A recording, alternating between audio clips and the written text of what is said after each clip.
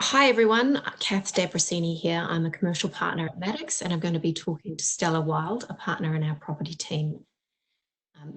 Leasing has been one of the key issues in the COVID-19 crisis, and we'll be talking about the COVID-19 Commercial Leasing Code of Conduct and recent changes to legislation to enshrine that code. We'll be looking at overarching principles in the code, if they're still relevant, and the potential impact of these changes on businesses. Welcome, Stella. Hi, Kath. So, Stella, it's been a challenging time for landlords and tenants alike. The government has obviously tried to respond with the National Cabinet's Code of Conduct for commercial tenancies, and people's responses are now being built off this. Could you please give us a quick overview of the code? Well, basically, the code provides for landlords and tenants to negotiate in good faith to find a rent reduction that would be reasonable. It only applies to certain types of tenants who have are eligible for the JobKeeper scheme and who have a turnover below 50 million. And in that regard, they also look to whether the tenant is part of a group that has a turnover above that amount. And the principles then basically indicated that during the COVID pandemic period, which was undefined, but approximately a 6-month period, that there would be a rent relief that would basically be based upon the tenant's reduction in turnover. Right. And this code is being adopted into state legislation around the country. I understand that the regulations came into place in Victoria on Friday night. Is the code itself still relevant, or should we be looking at this on a state-by-state basis only? I think the code may still be relevant, especially in terms of providing guidance, but basically the enforceable legislation is now in Victoria in the place of the COVID Omnibus Emergency Measures Act, and underneath that the regulations, as you say, have now been implemented. The COVID-19 Emergency Measures Commercial Leases and Licenses Regulations 2020. So they do add some clarity about, for example, how you work out if you're part of a group for the purposes of that 50 million turnover threshold. They've defined it slightly differently to New South Wales, which is the other state that has regulations in place. They define it with reference to a connected entity. I think they take that from the Income Tax Assessment Act. It then has provided more detailed regulations as to the rent relief and the actions that a landlord can and can't take within that period. So the code pretty much in Victoria isn't directly relevant, but I've still spent the morning going through the various leasing principles in the code and the overarching principles to see how they've been implemented in Victoria. Okay. So you mentioned briefly eligibility requirements. Could you expand on that and how a person might work out whether their business is eligible to come under the code or not? So they have to not only be eligible for JobKeeper, but they also have to be participating in the JobKeeper scheme. So unless you tick that box, then it's of no relevance to you.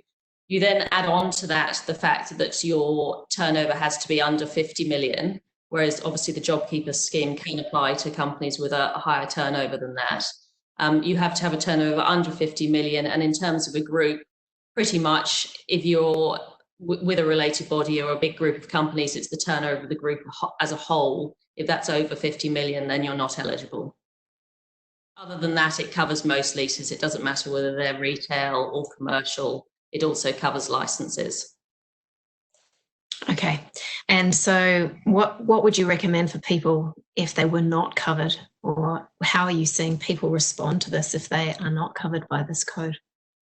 Well, if they're not covered, then they basically have to fall back on their commercial negotiations just to see if the landlord wants to protect their goodwill that they might have with those tenants, to see if the landlord's willing to help them out. Landlords might be willing to do so for a number of reasons: to avoid tenants becoming insolvent, to avoid vacancies. It's also possible that landlords might be concerned in terms of cash flow, that if they offer their tenants a rent reduction now in return for the tenants actually handing across some money, a bird in the hand is better than two in the bush. So there are situations in which a landlord will still come to the table. Other things that are being looked at are a tenant being willing to extend their lease, and in return for that getting a rent reduction now to help them get through these times.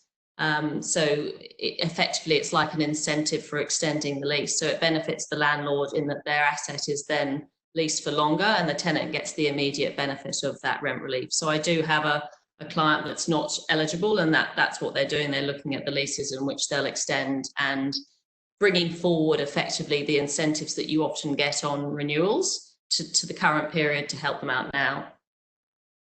Mm-hmm. Mm-hmm. And just a sort of a sideways question here, sorry.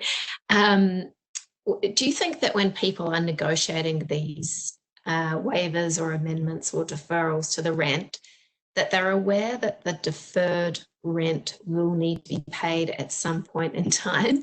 Obviously, the very larger commercial groups will be, but one of the things that we're sort of anticipating happening in the future is that when people come back in 6 months' time, they may be paying 1.5 times their rent rather than 1 times their rent, which may make it even more difficult to start up again at that re-entry point.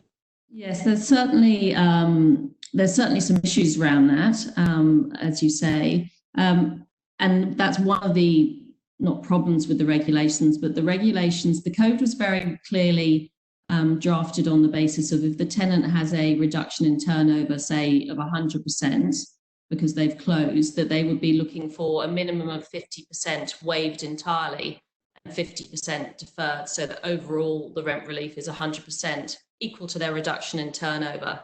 And so everyone's been looking at the reduction in turnover being the key thing that determines the rent relief. The Victorian regulations are actually slightly different to that. They provide for a number of factors that are taken into account in determining the rent relief and what's reasonable, and it's not limited to the tenant's reduction in turnover. And there is actually express reference to the landlord's financial situation can also be taken into account in order to determine what might be reasonable relief. It has, similar to the code, a reference to whether a failure to offer sufficient rent relief would compromise a tenant's capacity to fulfill the tenant's ongoing lease obligations. That was in the code. That was in the code in terms of getting more than 50% waiver. But it's also in the regulations in terms of things to be taken into account. And it also says you take into account a landlord's financial ability to offer rent relief, including any relief provided to a landlord by its lenders. So it's actually a lot wider. So pretty much anything can be taken into account in coming up with the rent relief offer. But yes, it's very clear that it's then just a deferral, and you're right, tenants need to be aware that it will become payable, but they then have a period over which to pay it. So it won't be, if they seek to extend their lease or have the 24-month period to pay the deferred rent, then it gets gradually paid over that period. So it isn't that they pay necessarily 1.5, because you have up to 2 years. And the interesting thing about the regulations is they actually state that the deferred rent becomes payable on the earlier of the end of the tenant's lease and the end of this relevant period, which is the 29th of September 2020. So if your lease comes to an end earlier than that, say your lease comes to the end at the end of July, that's technically when, under these regulations, the deferred rent becomes payable from. It's a bit of an earlier date. It's a bit of a difference with the code. Okay, thanks. And it mentions a lot of financial information. You've talked about a lot of financial information, both on the tenant side and the landlord side. What sort of information are people going to have to hand over to each other to give evidence of these things? Well, the first thing is they have to give evidence of their eligibility for the JobKeeper and their participation in it. And that's actually under the Victorian regulations, the tenant has to sort of trigger the whole process by making an application to the landlord for rent relief, and then the landlord comes back with an offer. So that's the starting point, that the tenant has to do that. Other than that, just like under the code, there's nothing specific about what a tenant needs to provide. But from a landlord's perspective, they obviously want to make sure that any reduction in turnover is verified, maybe by way of BAS statements or the like being provided to evidence it. The regulations do have a confidentiality provision to ensure that any information that's provided is protected in terms of confidentiality. So that's being covered off. But otherwise, there's no real guidance apart from everybody having to act reasonably and in good faith, which is an overarching principle of the code and is also there in the regulations. Okay, and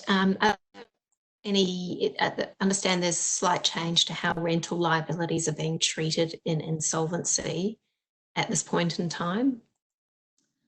I think you're referring to the Collect group case where the administrator usually has to pay rent due when a company's in administration, effectively, as I understand it, as an expense of the administration. So it takes priority ahead of other debts, but that's not the courts, or maybe it was a tribunal, can provide an exemption to that in exceptional circumstances. And they've held that these are exceptional circumstances because even if the landlord was given back possession, they wouldn't be able to find another tenant anyway. So the justification for giving them that priority isn't there.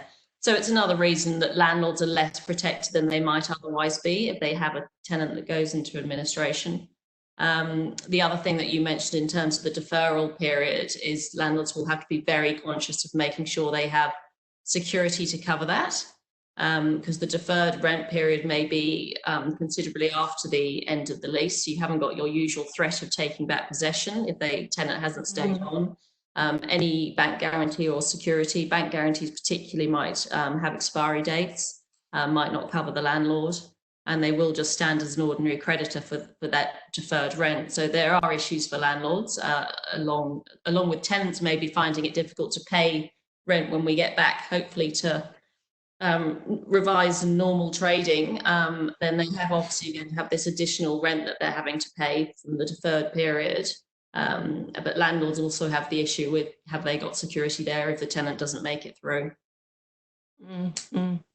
I also understand there's been more bad news for landlords in terms of allowing some types of retail tenants to collectively bargain in respect of their lease payments. Yes, so I obviously you probably know more about the ACCC than I do in terms of what they're likely to take issue with, but it does mean that tenants can discuss amongst themselves and, as you say, collectively bargain, which would help those tenants that aren't protected by the code, particularly because those that are protected by the code or the regulations will at least have the guidance in place and a legal right to a rent relief that ultimately, if it's not agreed, will go off to mediation. And if the mediation doesn't result in an agreement being reached between the parties, then it goes off to BCAT, and it's BCAT that determines it. The mediation itself is only binding if an agreement is reached between the parties. So the collective bargaining is really important for those tenants that aren't covered. Those that are covered know that they have the backdrop of being able to go to BCAT. Okay, and obviously in any collective bargaining situation, it's still very important to keep the actual rent paid confidential and not let competitors know what you're paying or what your lease incentives might be. So outside of those provisions, are you seeing people relying on force majeure or frustration? There's been a lot of talk about that, obviously. Most force majeure clauses in leases really only relate to the damage or destruction by physical things of the premises. And then they talk about a rent abatement until the landlord has reinstated. It's clear they're mainly designed for that. But there are some leases out there that are more widely drafted that might have a relevant provision. It's definitely worth looking. to see if there's a clause that could trigger a rent abatement, and in limited circumstances, perhaps a right to terminate if the tenant hasn't got access or is unable to trade. Frustration, again, there's a lot of articles out there. The consensus seems to be that unless the balance of the lease term is relatively short and effectively the restrictions on trade are going to take up most of that balance, it's unlikely that you'd be able to rely on frustration to bring the lease to an end as a tenant. All right. Well, thanks very much, Stella. It's a fast-moving area, and I'm sure you've got lots to go back to your clients on now that the regulations have been passed. So thank you. It's a pleasure.